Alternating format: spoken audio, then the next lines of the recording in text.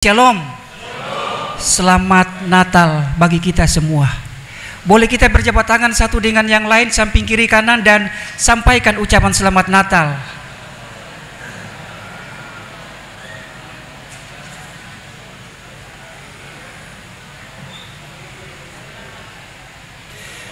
Baik Bapak Ibu Saudara, adakah di antara kita yang telah memberikan kado Natal, bingkisan Natal, hadiah Natal terhadap orang-orang tercinta? Ada yang sudah kasih? Ada? Nyong kecil bilang sudah kasih. Yang dewasa sudah kasih? Sudahkah memberi kado Natal, bingkisan Natal kepada orang-orang tercinta, orang-orang terdekat, ataupun tetangga, kepada suami, istri, orang tua, adik dan kakak?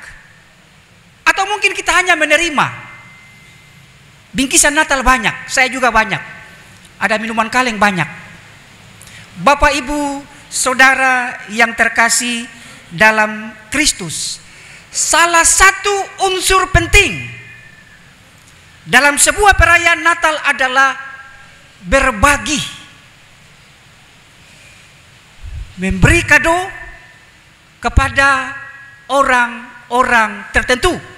Selain kita memberi kado Natal di palungan sebentar, ini salah satu tradisi dalam kekristenan, bahkan sampai dengan hari ini. Matius pasal 2, nats yang baru saja diperdengarkan tadi, bahwa orang-orang Majus ketika mereka berhasil menjumpai Yesus di kandang domba Bethlehem, mereka menyembah Yesus dan mereka memberikan kado Natal. Ingat Bapak Ibu, saya menyebutnya kado Natal. Persembahan itu, emas, kemenyan, dan mur adalah kado Natal yang dibawa oleh orang Majus kepada Yesus. Ini awal mula kita berbagi dalam semangat Natal. Ini awal mula kenapa kita memberi persembahan di palungan. Karena awalnya orang Majus, mereka mempersembahkan emas, kemenyan, dan mur, dan itulah kado Natal pertama yang mereka beri kepada Yesus. Bapak Ibu Saudara yang terkasih dalam Kristus, siapa sebenarnya orang Majus ini? Dari sekolah minggu kita sudah belajar, sampai dengan di sektor-sektor, di wadah-wadah kita sudah belajar. Banyak baca, banyak tahu tentang nats ini. Yang ketika Yesus lahir, mereka datang menyembah dan memberikan persembahan yang sangat berharga pada zaman itu. Orang Majus adalah orang pintar. Saya mencari berbagai referensi. Ada yang menyebut mereka adalah filsuf, ahli filsafat di wilayah Timur Tengah. Ada juga sumber yang mengatakan orang Majus adalah ahli perbintangan atau astronom. Dari mana asal mereka? Dari mana mereka datang? Dalam nats itu disebutkan dari timur. Timur maksudnya wilayah timur daerah Palestina. Sumber lain mengatakan bahwa timur itulah dari wilayah Persia.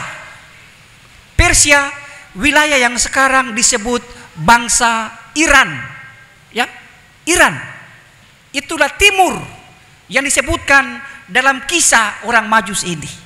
Jauh-jauh dari Iran, dari Persia, dari timur, mereka datang ratusan kilometer hanya untuk menjumpai bayi Yesus dengan petunjuk bintang itu.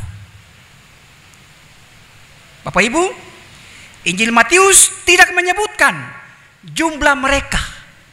Ya, Injil Matius tidak menyebutkan siapa-siapa yang datang, mereka nama siapa, berapa orang. Namun tradisi gereja dari berbagai penelitian dan sumber menyebutkan ada 3. Kenapa 3? Ahli menafsirkan Karena persembahan ada 3. Jadi mungkin mereka 3 orang. Sumber pastinya tidak ada. Tapi tradisi gereja menyebutkan 3 orang. Saya juga menggali mereka nama siapa-siapa. Cari-cari di Google, ternyata 3 orang itu Kaspar, Melkior, dan Baltasar. Ini nama 3 orang Majus. Dari salah satu sumber menyebutkan demikian. Persembahan yang mereka bawa itu emas, kemenyan, dan mur.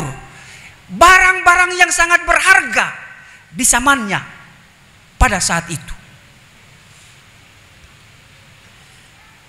Apa yang terbaik mereka bawa dan mereka beri sebagai kado Natal bagi Kristus Sang Raja yang lahir itu. Emas dalam tradisi pada saat itu hanya merupakan pemberian untuk raja. Dan hanya orang-orang tertentu yang memberikan persembahan hadiah upeti kepada raja. Karena Yesus diakui, dianggap sebagai raja, maka orang Majus itu mereka membawa emas, dipersembahkan sebagai kado kepada sang raja yang baru lahir itu. Kemenyan ini juga barang mahal. Pemberian untuk para imam, ya. Para imam dalam tradisi Yahudi biasanya menggunakan kemenyan pada zaman Perjanjian Lama. Kemenyan itu baunya sangat harum, ya. Baunya sangat harum. Keharuman inilah yang melambangkan kemuliaan Allah, ya. Jadi orang Majus itu mempersembahkan yang terbaik untuk kemuliaan Allah lewat kemenyan itu. Apa itu mur? Dulu bahkan sekarang mur digunakan sebagai parfum, wanginya. Tetapi dalam konteks ini biasanya dalam tradisi Yahudi dipersembahkan kepada keluarga yang berduka cita. Bentuk pedupaan. Bahkan mur ini nilainya lebih mahal dari emas. Itu menurut salah satu sumber yang saya coba cari. Biasanya mur ini dipersembahkan untuk orang mati. Ada bakar-bakar dupa. Itu mur. Jadi 3 jenis persembahan ini menunjuk pada hakikat kedatangan Yesus ke dalam dunia, yakni emas, raja, kemudian sebagai imam yang layak menerima kemenyan, serta menerima mur yang pada akhirnya ia mati untuk kita semua. Bapak Ibu Saudara yang terkasih dalam Kristus Yesus, ketika misi para Majus ini selesai dan mereka hendak kembali ke negerinya, melalui mimpi Allah mengingatkan mereka, jangan kembali dan menemui Herodes. Itu peringatan Allah. Kenapa? Sangat berbahaya bagi diri mereka sendiri, tapi juga bagi sang raja yang baru lahir itu. Karena Herodes cemburu, Herodes marah. Kenapa orang luar bisa datang menyembah raja baru? Lalu saya ini siapa? Bukan saya raja. Lalu kenapa ada raja-raja lain?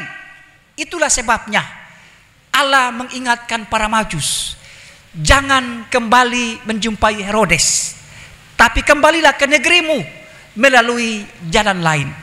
Jalan lain adalah solusi untuk para Majus mendapatkan keamanan pulang ke negerinya. Bapak Ibu, orang tua, saudara yang terkasih dalam Kristus, apa yang bisa kita maknai dari pemberitaan saat ini? ada beberapa pesan yang boleh saya sampaikan sebagai pesan Natal bagi kita lewat nats ini. Yang pertama, Natal adalah peristiwa agung. Allah memberi putra tunggalnya Yesus Kristus menjadi korban, menjadi persembahan bagi manusia yang berdosa. Yesus yang lahir di kandang domba itu adalah anak Allah, Mesias, juru selamat, dijadikan persembahan yang agung, dijadikan kado bagi manusia yang hidup dalam dosa, supaya lewat persembahan itu hidup mereka dengan segala dosanya ditebus, dibaharui menjadi baru. Teruslah kita mengimani dan percaya pada Kristus yang lahir itu, karena Ia adalah Tuhan, Dialah Mesias, juru selamat. Kapan dan dimanapun, mari kita tetap mengimaninya, menjunjung sebagai Tuhan dan juru selamat kita. Inilah arti yang terpenting dari perayaan Natal di hari ini. Kristus harga mati.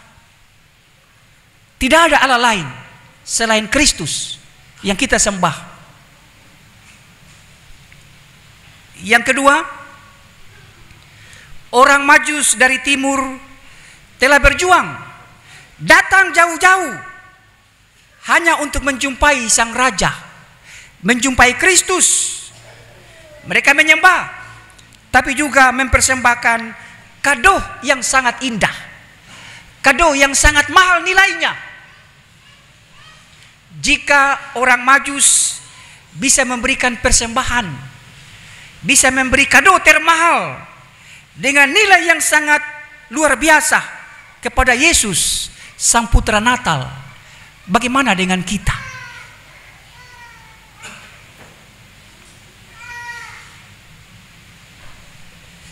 Kado apa yang telah kita beri tadi malam untuk Kristus di palungannya? Atau kado apa yang kita sudah siapkan sebentar untuk letakkan di palungannya? Apakah nilainya sama dengan emas, kemenyan dan mur? Bapak Ibu, saudara yang terkasih, kado apa yang sudah kita beri kepada orang-orang sekitar, orang-orang tercinta? Orang tua di kampung, su transfer berapa? Konkret saja, tidak usah bicara putar balik. Merantau jauh-jauh, su transfer berapa?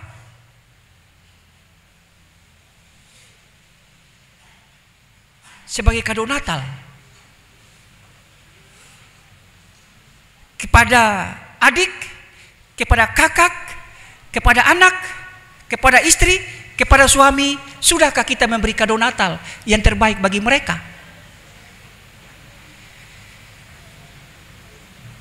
Yesus tidak menuntut kado atau persembahan yang mahal, tapi ketulusan hati kita, kesediaan untuk mau berkorban baginya, itu yang terpenting.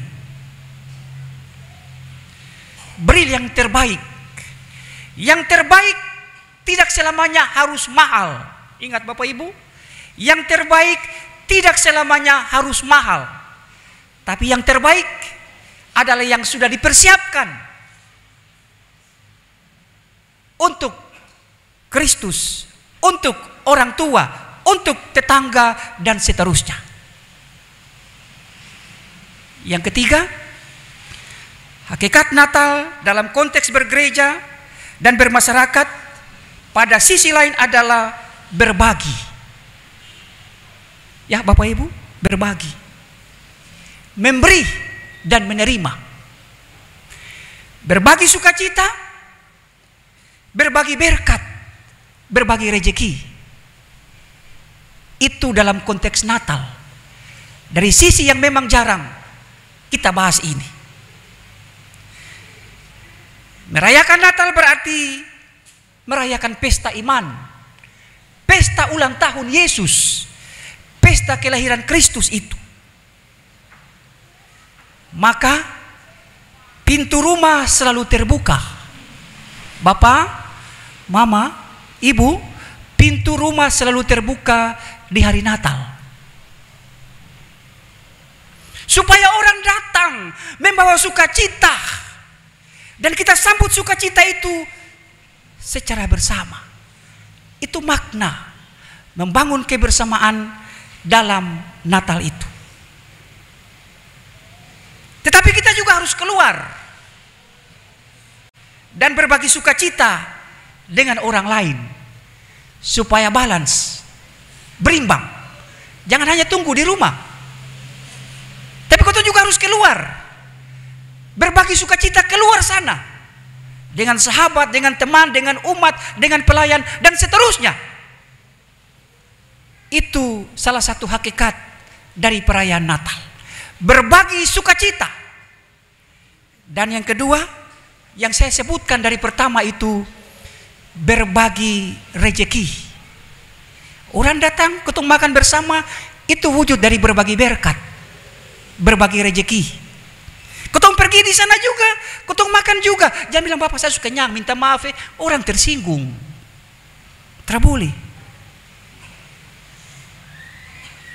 Dan contoh-contoh yang saya sudah sebutkan tadi, itu bagian dari semangat berbagi dalam perayaan Natal dari waktu ke waktu. Natal adalah momentum berbagi, berbagi rejeki, berbagi berkat, berbagi sukacita dengan semua orang. Di Amerika ada tradisi berbagi kado. Di Amerika sampai dengan hari ini, bahkan tukaran kado. Itu tradisi dari awal sampai dengan hari ini masih dipertahankan di Amerika. Maknanya apa yang saya sebutkan tadi? Sebagai tanda sukacita, tanda kebersamaan, keseimbangan di antara satu dengan yang lain. Maka mereka saling berbagi.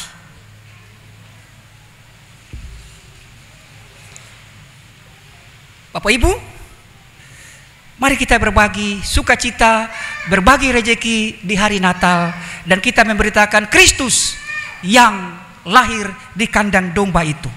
Selamat Natal, Tuhan memberkati kita. Amin.